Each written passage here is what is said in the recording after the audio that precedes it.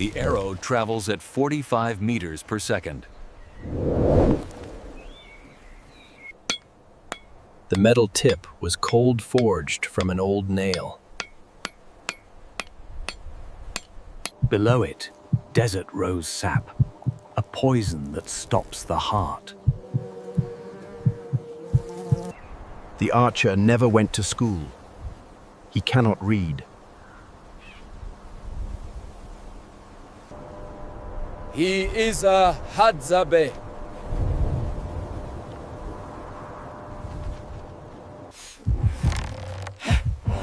The shot requires force equal to 70% of his weight. 300 newtons of precision against a primate with deadly canines. If you are passionate about wild animals and real documentaries, do not leave this video. Watch until the end, subscribe now to the channel, and comment where you are watching from. We are in northern Tanzania, in a region where the earth cracks from being so dry during 6 months of the year and floods completely in the other 6. Lake Eyasi stretches like a murky mirror in the heart of the Rift Valley, surrounded by hills covered in thorny acacias and baobabs that seem to have been planted upside down by some distracted god. There, between 1,200 and 1,300 people keep alive a tradition that began before the pyramids, before writing, before agriculture. The Hadzabi are the last pure hunter-gatherers of East Africa, and the baboon is their favorite prey. To understand what it means to hunt a baboon with bow and arrow, you must first understand the animal. An adult male of the species, Papio anubis, can weigh up to 30 kilos. Its canines measure up to 5 centimeters, larger than those of a leopard. Baboons live in troops of 50 to 100 individuals, organized in complex hierarchies with sentinels that constantly watch the surroundings. They recognize predators from a distance. They identify movement patterns. They emit specific alarm calls for different threats. A Hadzabe hunter is not pursuing a passive prey. He is entering into war against a collective intelligence that evolved during millions of years to survive exactly this type of attack. The day begins before the sun rises. The hunters wake up in shelters made of branches bent into an arch and covered with dry grass, structures so simple that they can be assembled in less than an hour and abandoned without remorse when the camp is exhausted. There are no elaborate farewells. There are no mourning rituals. A man takes his bow, checks the tension of the string, nowadays made of nylon obtained by trade with neighboring tribes, formerly made of animal tendons, and walks into the savannah. Sometimes he goes alone, sometimes in a pair. Larger groups make too much noise. The Hadzabi bow is a piece of engineering that defies its apparent simplicity.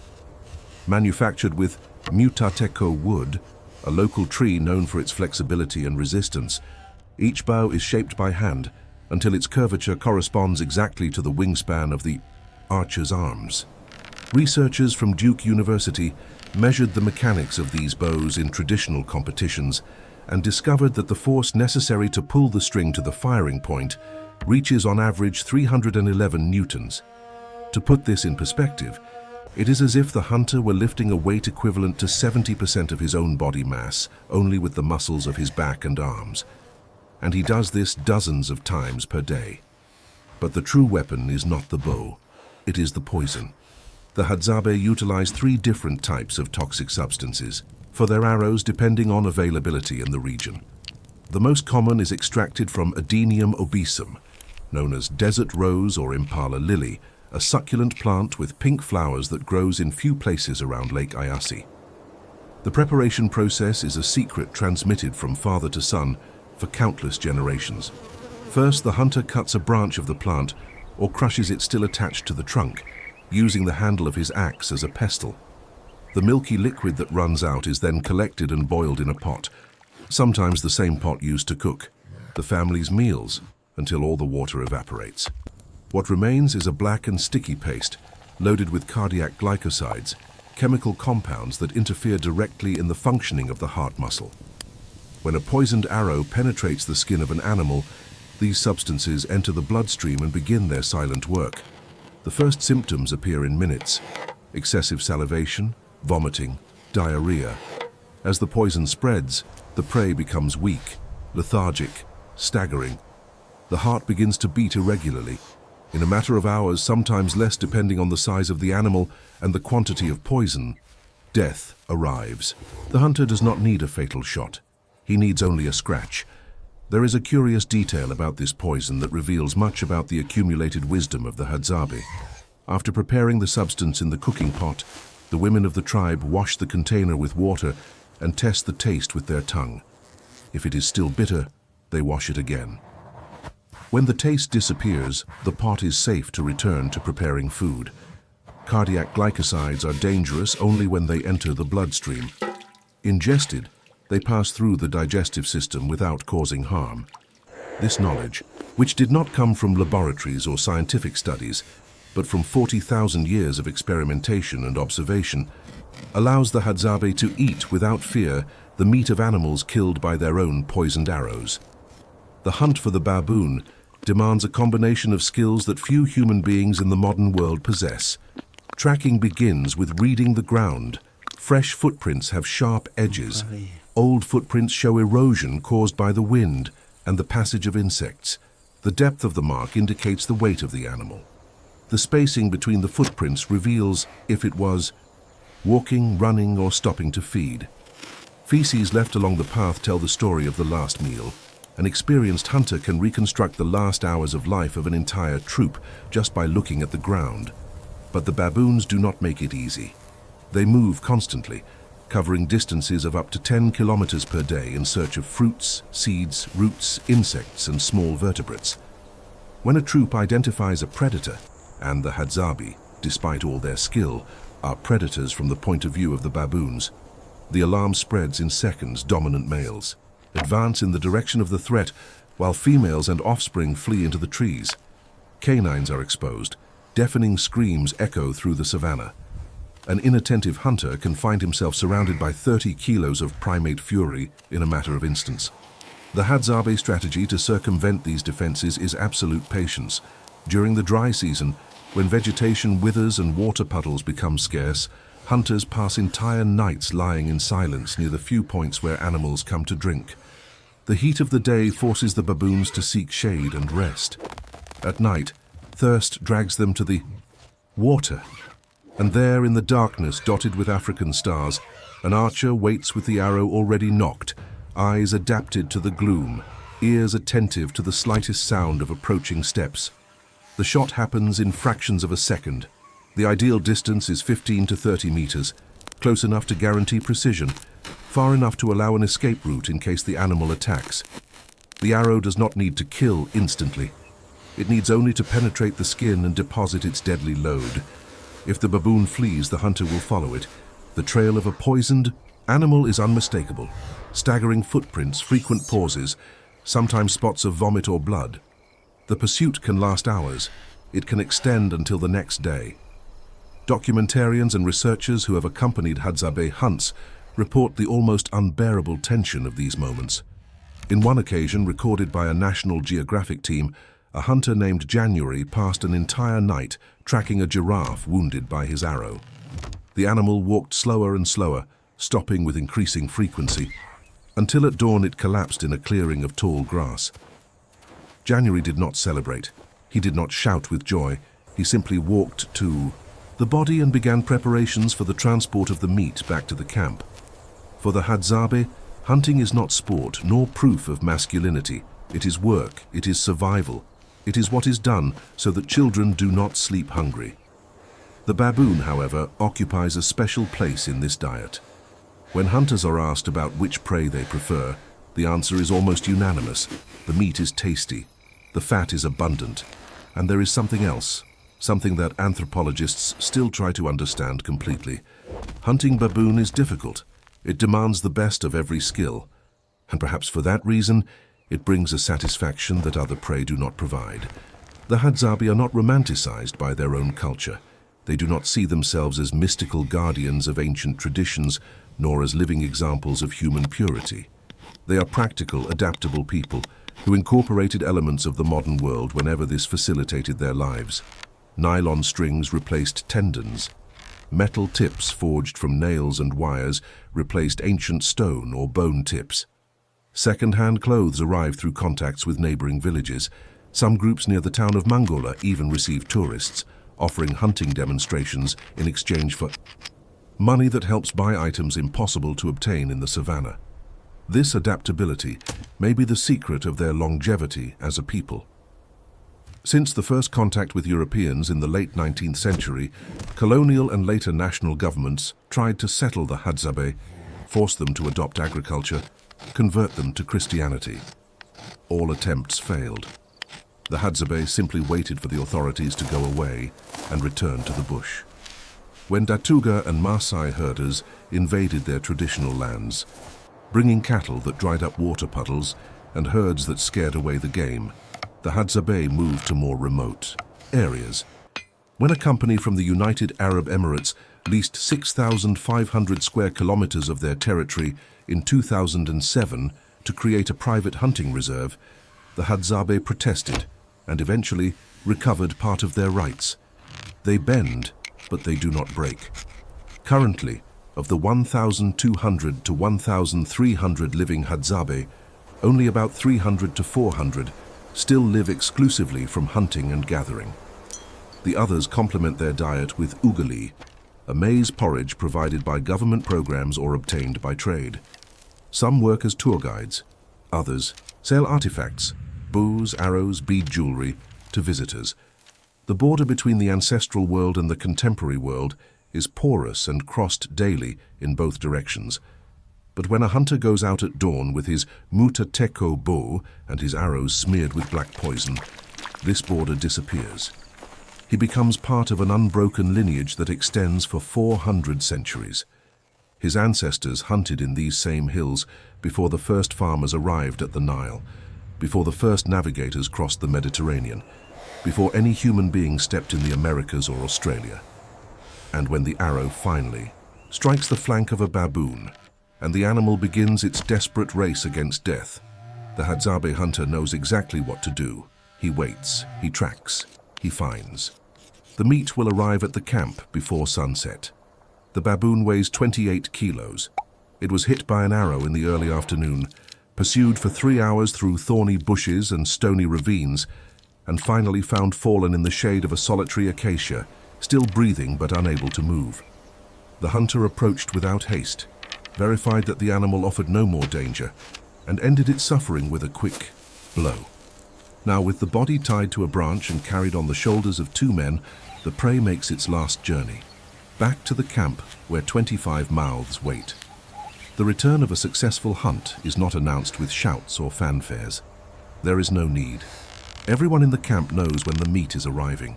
The children are the first to notice, their eyes trained to identify familiar silhouettes against the horizon, their ears attentive to any break in the sound pattern of the savannah. The news spreads in whispers. Women who were digging tubers stop. Their tools. Elders who were dozing in the shade open their eyes. The entire camp converges to the center, where a fire will be lit. The Hadzabe have no chiefs. There is no formal hierarchy. There are no titles. There is no private property of land or resources. Decisions are made by consensus, with elders offering advice that may or may not be followed. Each family is free to join or leave any group at any time. If a camp becomes unpleasant due to personal conflicts, scarcity of resources, or simply boredom, people simply leave and join another group in another valley. This social fluidity, which would seem chaotic to hierarchical societies, has worked perfectly for millennia. But there is one rule that no one breaks. The meat is divided equally. When the baboon is deposited on the ground of the camp, the preparation work begins immediately. The animal is placed over the embers still with the skin, which protects the meat during the first stage of cooking. The smell of burnt fur mixes with the aroma of melting fat. After a few minutes, the body is turned. After a few more minutes, the charred skin is scraped, with metal knives or stone flakes, revealing the pink meat underneath. The division follows an unwritten but universally understood protocol. The hunter who fired the fatal arrow receives the first privilege, the internal organs. Liver, heart, kidneys. These nutrient-rich parts are removed still warm and offered to the archer, who eats them right there, sometimes sharing with his hunting partner. This is not a ritual of power display. It is a practical recognition that the hunter spent energy during the pursuit and needs immediate replenishment. It is also a form of honor, a silent tribute to the skill that fed the community. The rest of the animal is divided among all families present. It does not matter if someone contributed to the hunt or not. It does not matter if it is man, woman, child, or elder. Each person receives their portion. Each portion is approximately equal to the others. The idea that an individual could claim more meat than another simply because he hunted better or worked harder is as strange to the Hadzabe as the idea of charging rent for the air we breathe would be to us. This radical sharing economy is not idealism nor altruism. It is evolutionary mathematics. In an environment where hunting is unpredictable, where a man can return empty-handed for days in a row and then, in a single stroke of luck, bring down a prey that would feed his family for a week, survival depends on constant redistribution. The successful hunter of today will be the failure of tomorrow. Who receives meat today will give meat tomorrow. The system balances itself over time, ensuring that no one dies of hunger while there is something to eat in the camp. The baboon's head receives special treatment. It is placed directly on the embers, where the skull cracks and splits as the heat penetrates. The brain cooks inside, protected by the bony case. When the cook considers it ready, an assessment based on decades of experience, not on thermometers or timers, the head is removed from the fire and placed on large leaves to cool. The children approach first, always. An elder guides the small hand of a boy of 3 or 4 years, helping him to taste the first piece of steaming meat. There is no verbal explanation, there is no formal lesson, just the gesture repeated since time immemorial. An older one teaching a younger one that food is sacred, that the animal died so that they may live, and that sharing is more important than possessing. Baboon head soup is considered a delicacy. The skull is broken to extract the brain, which falls apart in creamy pieces rich in fat. Eyes, tongue, cheeks, everything is utilized. The bones are broken to reveal the marrow, a gelatinous substance full of calories that no other part of the animal offers. When the feast ends, what remains of the baboon are bone fragments so small that not even hyenas would be interested in them. The Hadzabe waste nothing. While the meat is consumed, the women contribute with the other half of the meal. During the day, while the men hunted, they went out in groups around the camp armed with digging sticks, simple tools, just sharpened branches, and their encyclopedic knowledge of the local vegetation. The main target are tubers, roots buried 30, 40, 50 centimeters deep, hidden under discreet vines that only trained eyes manage to identify. The location technique is ingenious. The women beat the stick on the ground and listen. A hollow sound indicates an underground cavity, possibly a large tuber. A solid sound means more digging or a change of location. When the root is finally unearthed, it can be the size of a human arm and weigh more than a kilo. Roasted in the ashes of the fire, its charred skin is peeled to reveal a yellow and fibrous pulp, with the texture of tough celery and a slightly sweet taste. The diversity of the Hadzabi diet challenges any simplistic label. During the rainy season, when game disperses through the abundant vegetation and becomes harder to track, fruits and honey dominate the menu. Kongarobi berries, small and sweet, grow in bushes throughout the region and contain 20 times more fiber and polyphenols than cultivated fruits sold in supermarkets. Baobab fruits, nicknamed monkey bread, are rich in vitamin C and can be fermented into refreshing drinks. And honey, the honey, is the most valued food of all. The Hadzabe developed an extraordinary partnership with a bird called the honey guide. This African bird, which feeds on beeswax and larvae, evolved over millions of years to guide human beings to hidden hives in exchange for a part of the spoils. The process works like this. The bird finds a hive in some baobab or giant acacia. It then flies to the Hadzabi and emits a series of distinct calls, different from any other sound in its repertoire. The hunters immediately recognize the signal. They respond with specific whistles, developed over generations to communicate with the bird. The guide then begins to fly toward the hive, stopping periodically on visible branches to ensure the humans are following. When it arrives at the destination, it quiets down and waits. What happens next demands considerable courage. The hives are frequently at heights of 15, 20, sometimes 30 meters. A man climbs the rough trunk of the baobab, clinging to fissures in the bark, propelling himself with bare feet. In one hand, he carries a bundle of dry grass that will be lit to produce smoke. African bees are notoriously aggressive, much more so than European species, and can kill a sensitive person with their stings. The smoke calms them temporarily, allowing the gatherer to stick his hand into the hive and extract heavy combs of golden honey. After eating his share at the top of the tree, he descends with the rest to share with the camp. And always, always, he leaves behind wax and larvae for the bird that made all this possible. Scientists estimate that honey provides up to 20% of the calories consumed by the Hadzabe during the rainy season. It is a concentrated source of energy, essential to sustain the level of physical activity that the hunter-gatherer life demands. And here we arrive at one of the most fascinating paradoxes discovered by researchers studying this community. Professor Herman Ponce from Duke University spent years measuring the energy expenditure of the Hadzabe using doubly labeled water techniques, the most accurate method available to calculate how many calories a person burns per day. His results challenged everything we thought we knew about exercise and metabolism. The Hadzabe walk on average between 8 and 15 kilometers per day. They climb trees, they dig tubers, they carry heavy loads over rugged terrain. By any reasonable measure, they are extraordinarily active, and yet their total caloric expenditure is practically identical to that of an American office worker who spends 8 hours sitting in front of a computer. How is this possible? Ponce proposed that the human body possesses a fixed energy budget. When we spend more calories on physical activity, our metabolism compensates by reducing spending in other areas: inflammatory processes, hormonal production, cellular maintenance.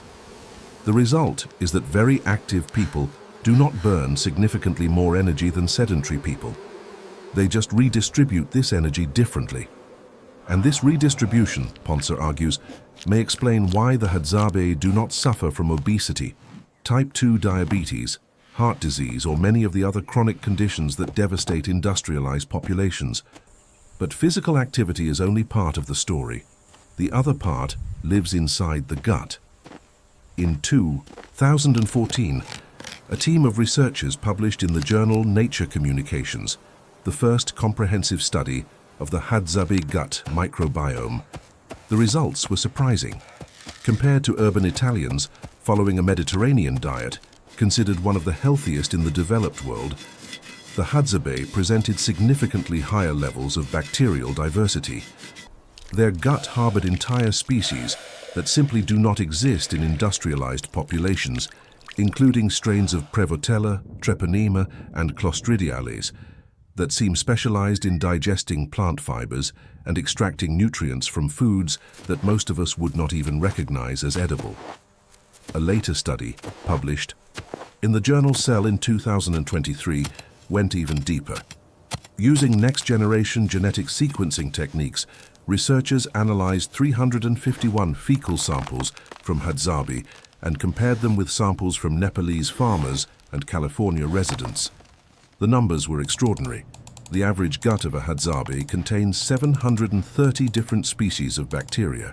An average Californian has 277, and among these 730 species, 124 are completely absent in industrialized populations, microorganisms that evolved together with humanity during hundreds of thousands of years, and that we are losing at an alarming speed. Scientists call these bacteria vanish species, an acronym in English for microorganisms that are disappearing in industrialized societies.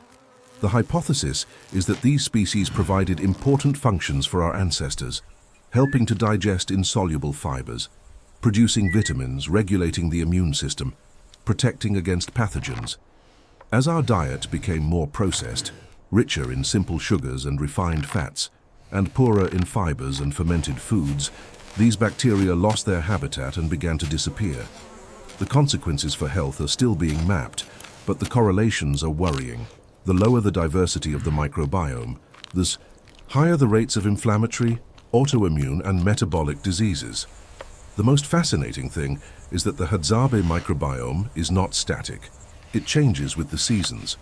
During the dry season, when meat composes a larger portion of the diet, certain bacterial species proliferate while others decrease. During the rainy season, with more fruits, honey, and tubers on the menu, the composition reverses. It is as if the intestinal ecosystem breathed together with the ecosystem around it, expanding and contracting in response to available foods. And some of the species that disappear temporarily during the dry season reappear mysteriously when the rain arrives, suggesting that the human body may be capable of regenerating lost bacterial populations, provided it receives the correct dietary stimuli. A British researcher named Tim Spector, a microbiome specialist, spent 3 days living with the Hadzabe and collecting samples of his own feces before and after the experience. The results were published in an article that went viral. Just 3 days consuming the Hadzabe diet, game meat, roasted tubers, wild fruits, honey, were sufficient to increase the bacterial diversity of his gut by 20%. Species that had disappeared from his microbiome decades ago reappeared, as if they were just sleeping, waiting for the correct signal to wake up. The implications are profound. If the microbiome can change so quickly, then perhaps the damage caused by decades of industrialized diet is not permanent. Perhaps there is a way back to the ancestral diversity that our bodies evolved to expect.